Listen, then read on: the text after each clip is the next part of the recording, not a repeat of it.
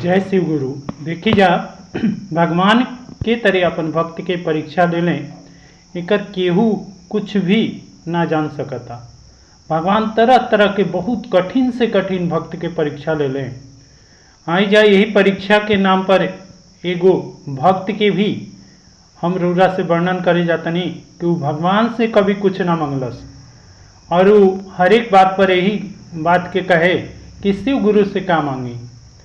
एक दिन की बात भई कि वो एगो मछुआरा जौन की गंगा नदी के किनारे खूब बढ़म तट रहे, वही तट के किनारे झोपड़ी लगा के मर्द मेहरारू निसंतान मछुआरा वास करत रहा सा और भगवान के जतना हो सके वही जे नज़दीक में शिवालय रहे, वही शिवालय में भगवान के जौन मछुआरा रहे परम भक्त रहे और रोज एक लोटा जल के दान करत रहे और जो भी सपरे ओकरा भी जो भी रहत रहे अनाज से लेके फल फ्रूट से लेके और एजा तक की मछली तक के भी दान करत रहे। और रोज एकरा के वो पंडित जौन शिवालय के रहे ओकरा के रोज मना करे कि तू रोज आके शिवालय के गंदा कर जाता रहे। बाकी ओकरा भी बहुत बड़ धन रहे जौन की ओकर नाम रहे ईमानदारी, ओकर नाम रहे स्वच्छता, ओकर नाम रहे भगवान के प्रति प्रेम, ओकर नाम रहे भगवान के प्रति भावना। ये सब ओकरा भी धन रहे और यही धन के विश्वास पर भगवान के सच्चा भक्ति करे और समर्पण करे जतना ओकर कमाई होके। यानी कि मछुआरा का कमाई करेला ई रउरा सभी भी जानत जा कि मछली मारन ही ओकर असली साधन है और मछली बेच के ही वो अपन जीवन निर्वाह करेला।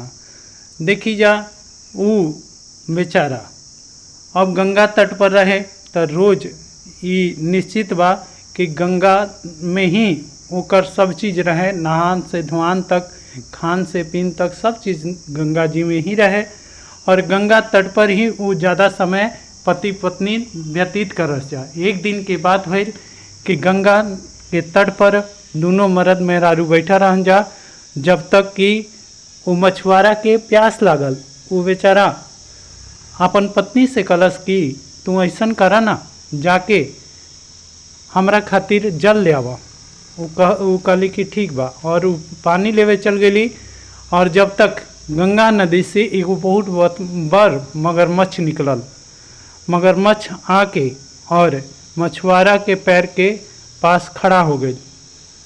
अभी मछुआरा देख के दंग रह गई कि अरे ये हमरा पैर के भीरी आके खड़ा बा और ये हमरा के ना खाता ना कुछ करता और ना हमरा संगे कोनो ऐसन हरकत करता। वो पूछलस कि ये भाई तू का चाहत रहा, तू या तो खा ला या फिर तू अपन राह ले ला।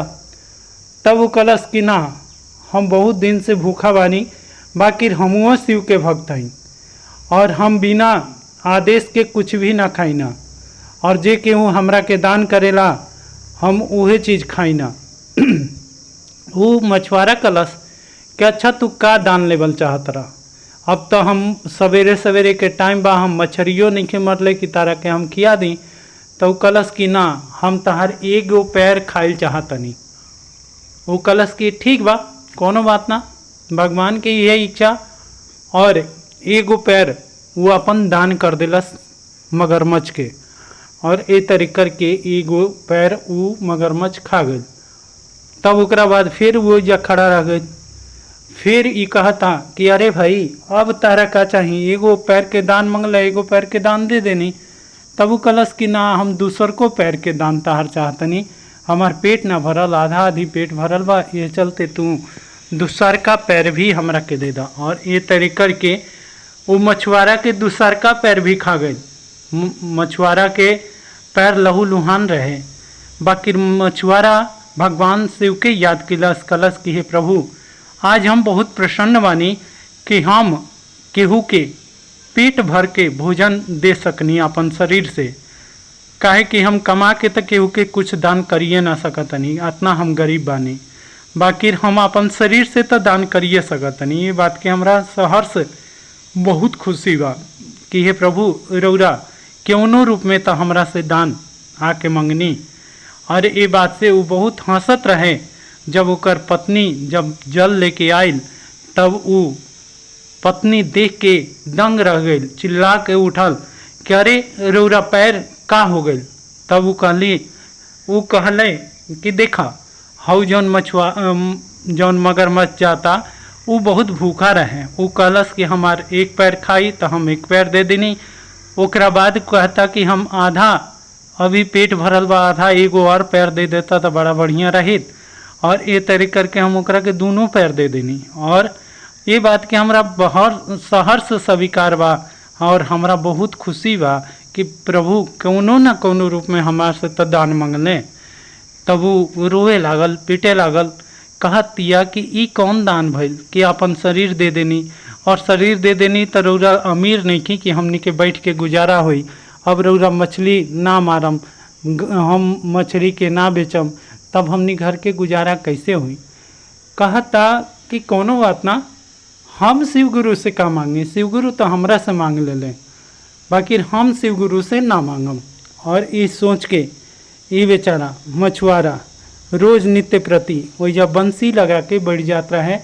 और जौन भी 2-4 गो 8 गो जौन भी मछली ओकरा हाथे लागत रहे वही मछली के भून के और अपन पेट पूजा कर ले दोनों पति पत्नी।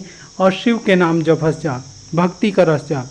और रोज के अपन जब ओकर दोनों पैर ना रहल तब वो अपन पत्नी से कहलस कि देखा अब हमार हिस्सा के जल के चढ़ाई।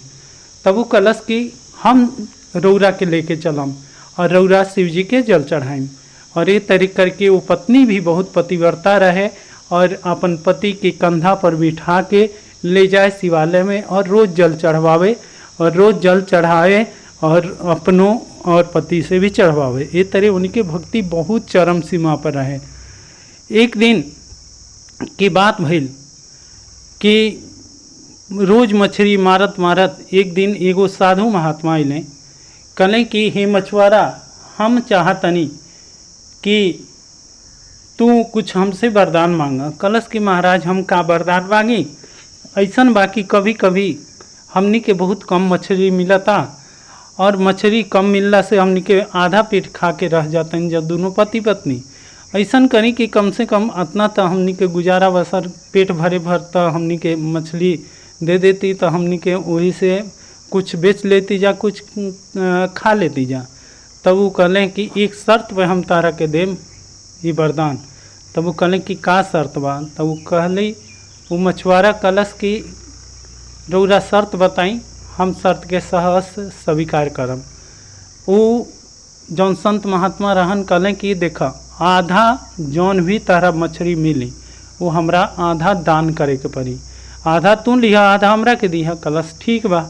और ये तरीके करके रोज संत महात्मा आवस और वो जितना मछली मारे ओकर आधा हिस्सा करके वो संत के दे देवे, आधा अपने ले लेवे और दोनों पति पत्नी ये तरह फिर से गुजारा बसर चले लागल। और रोज ये एक दिन का भइल कि बहुत सारा मछली मरलस और वो ओकर मछुआरा के पत्नी बोललस कि ऐसा ना करल जाओ कि आज थोड़ा हमनी के ज़्यादा ले लिया और बाबा के कह दिया कि 10 गो 12 गो मछली हमनी के हिस्सा में पड़ल। तब वो कलश की ना, ये कभी भी ना हुई, हमनी के झूठ के भोजन नहीं करे के। और ये तरीके करके वो अपन पत्नी के कहलस और कलश की दिखा चाहे शिव गुरु हमनी से ले लें, बाकी हमनी के शिव गुरु के बिना मंगले उनका के सब चीज़ दे दें जा। हमनी के ईमानदारी ही हमनी के गहना बा, हमनी के भक्ति ही हमनी के बिछौना बा। और ई अहंकार और क्रोध के भोजन ही हमनी के भोजन बा। ये तरीके करके तू ऐसा कर जितना बा उतने में गुजारा करा और उतने आधा आधी तो जौन संत महात्मा से हम वचन दिले बनी उससे कभी ना फिरम, चाहे हमारा भूखे ही सूते के पड़ो। एक दिन की बात भइल कि वो महात्मा काफ़ी देर पे अइले और ई बेचारा बंसी लगा के बैठा रहे। वो बंसी में एगो सोना के मछली फंस गई, और वो सोना के मछली इतना सुंदर, इतना प्रज्वलित रहे, ओकरा में रतन मूंगा सब चीज़ लगा रहे, बहुमूल्य वो मछली रहे। बहुमूल्य मछली फंस गई, और बहुमूल्य मछली जब फंस गई तब दोनों पति पत्नी देख के दंग रह गए सा। और देखी जा, अब इन्हीं के दोनों में झगड़ा होखे लागल। पत्नी कहतिया कि अबे तो हमनी के शिव गुरु देले बने हमनी के जीवन निर्वाह के असली फल, और ये करा मछली के अगर हमनी के बेच देतनी जा तो हमनी के जीवन जब तक हमनी के चली तब तक हमनी के ऐसे गुजारा हो जाई, और हमनी के घर बार सब चीज़ बन जाई, बहुत बड़ा महल बन जाई, हमनी के नौकर चाकर हो जाइए, तो हमनी के कमाहू के ना पड़ी। कलश रे तू पागल हवे, केहू से बेईमानी करके धन लेबे, और एमे हिस्सा तो उस संत के भी बा। तो कलश की आज तो उस संत अबे ना के नहीं, तो कहता ऐसे का काल ही है, काल उनका के हिस्सा हमें में से दे। और ई आज के ई मछली उस संत के नाम रही, काहे कि हमारा हिस्सा में अगर आवे के रही तो 2 गो मछली आई, ऐसा 2 गो मछली निके आई, ऐसा 1 गो मछली आई बिया, और ये मछली पर पहिलका अधिकार उस संत के बा, काहे कि वो शिव गुरु के बहुत करीबी बा। हमनी के शिव गुरु से अभी भी दूर बानी जा, हमनी के भक्ति के चरम सीमा पर नहीं की जा। इस चलते तू कुछ भी कर ला, हम ये मछली वो संत के ही दें। देखते देखते ये में लड़ाई चलते रहे कि संत महात्मा फिर से आगे ला अलग जगह कलें कि अरे मछुआरा आज मछली ना पकड़ ले। हाँ, तब वो कलश के महाराज आजो मछली मिलल बा, बाकी आज बहुत दुविधा की बात बा। तो वो कहलें कि का दुविधा के बात बा, तो वो कलश कि देखी ये गो मछली सिर्फ मिलल बिया, वो सोना के हीरा जवाहरात के, बाकी वो मछली ये गो बिया। अब हमरा नहीं के पता लागत कि वो कैसे काम ओकर होई। तब वो संत महात्मा कहलें कि ऐसा कर कि तू रख ले, काल के मछली हमरा के दी है। तो कहा था कि महाराज जीवन भर हम ये मछली के मोल ना दे सकम, कतनो मछली मारम बाकी ये मछली के बराबर धन ना कमा सकम, और जीवन भर हम जीवन हमार गुजर जाई, बाकी रे हम ही रौरा दान के जौन रौरा हमरा के दान करतनी एकर हम भार ना उतार सकम, हम भार लेके जियल नहीं चाहत। यही चलते रौरा ऐसा करी कि मछली रौरे ले जाई, और आज से रौरा मछली ना लेवे आई, हम जीवन जन्मांतर तक राउर ई वरदान के जौन की आधा आधी के रहे हम पूरा ले लेब।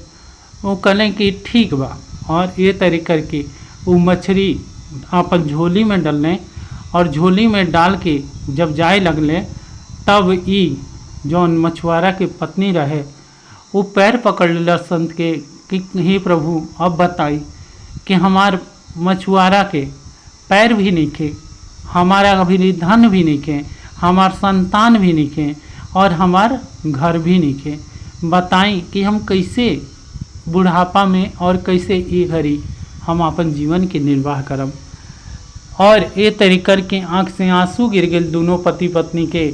जब आँख के आंसू की एक बूंद गंगा जल में मिलल तो वही गंगा जल से उस संत महात्मा शिव के रूप में प्रकट हो गए। कहले कि बर मांग। वो कलश मछुआरा कि हे शिव गुरु रौरा से हम का मांगी, हमरा भैरे तो मांगे खातिर कुछ नहीं के, और ना हमरा देवे खातिर, हम नहीं चाहत कि हम रौरा से कुछ मांगी। तब ओकर पत्नी धीरे से ओकरा के चीटी काटतिया कि अरे अब तो प्रभु आ गए, अब तक कुछ मांग ला। तब वो कलश के अरे पगली का मांगल जाओ, अगर धन हो जाई तो अहंकार हो जाई, संतान हो जाई तो हमने के बल के घमंड हो जाई, और अगर ये दोनों चीज़ मिल गई और अगर हमने के शरीर में बल हो गई तो हमने के केहू न केहू निर्बल के हमने के सताइन जा। ये चलते हे प्रभु हमने के ऐसा कुछ भी ना चाहिए।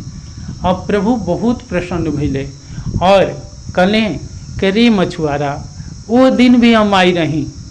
कहले कि कहिया, तो कहता रहे कि जहिया मगरमच्छ बन के हम ही आई रही, हम ये तोर भक्ति के परीक्षा लेवे आई रही कि देखा तनी कि तू हमरा के का देता रहे। काहे कि सुबह सुबह तो मछली भी ना मरले रहस, और हमार यही चलते हम कहनी कि तहरा से हम मांगतनी तो तहार पैर मांगतनी, और तोर चरण जौन बा वो हजारों तीर्थ के बदला में रहे, वो तीर्थ के हम लेके चल गईनी, और तू फिर भी आज तक हमरा से ना मंगले।